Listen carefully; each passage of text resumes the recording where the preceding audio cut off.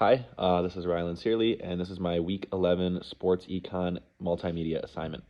So for this week, I'll start with Part B. So this week during the lecture, we discussed March Madness for women's hoops, and we connected this topic to our previous discussion on streaming/airtime of different sports. Rizzo asked us what the best time would be for us to air women's March Madness versus men's. My peers initially said that you would want them to do different times than the men's, as they argued that many people's eyeballs would be on the men's as compared to the women's. However, we then discussed how you would have women's March Madness on, say, a Tuesday at noon when everyone is working and cannot watch the live game. I didn't get the chance to, but I wanted to add the idea of the shopping mall effect that we learned in 207.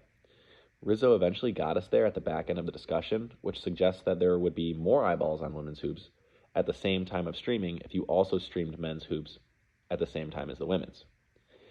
This is because people would already be spending time watching sports at that point during the week, so it wouldn't require much extra effort to flip between games or even have multiple games on at the same time.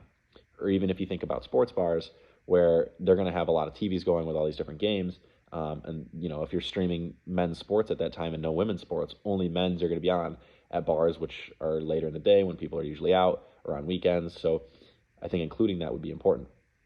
And I was hoping to bring the discussion further and ask what has been done. So, has the NCAA attempted both avenues and found one to be more profitable? And how do you measure this when there's a growing amount of viewership and consumption of women's sports in general year after year? So you'd have to control for increased performance and then just purely look at the variables of streaming time.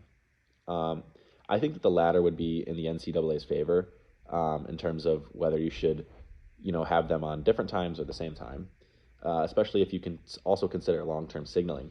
So if you're putting them at the same time, it kind of implies that, they're comparable content and they're played at equal levels. Whereas if you're moving the women to like a non-preferred time, such as that Tuesday example, it suggests that their games either hold less value or just aren't as important as men's games, which is why I believe having them at the same time would be ideal, because you're telling the world and the viewers that, listen, they are comparable, they're equal, and seeing them at the same time is something you can do and should be done. And I think that offers kind of the same window of opportunity for both men's and women's sports. So for Part A, the article that I'm using this week is Video Golf and Gambling, the Impacts of Money Wagers on Performance by Michael Borderi et al.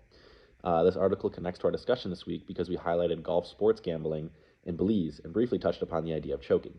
This article found that when golfers are introduced to putting with a monetary reward, the putting accuracy decreases and increases in variability when compared to baseline performance, with no reward or punishment.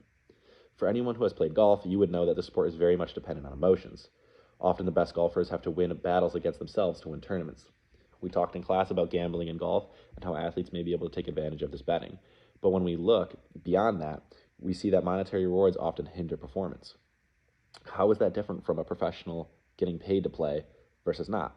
And does the psychology of knowing it's more of a gamble play a different role in performance than if it was more of a contractual and guaranteed, such as a pro contract? And do we see people perform worse in their everyday job as compared to being because they're being paid versus volunteer work? But this is getting long, so I won't answer these questions now. However, I think it's something I would like to bring up in future lectures if that's like something that gets brought up again, something related. So thank you for the time and listening to this.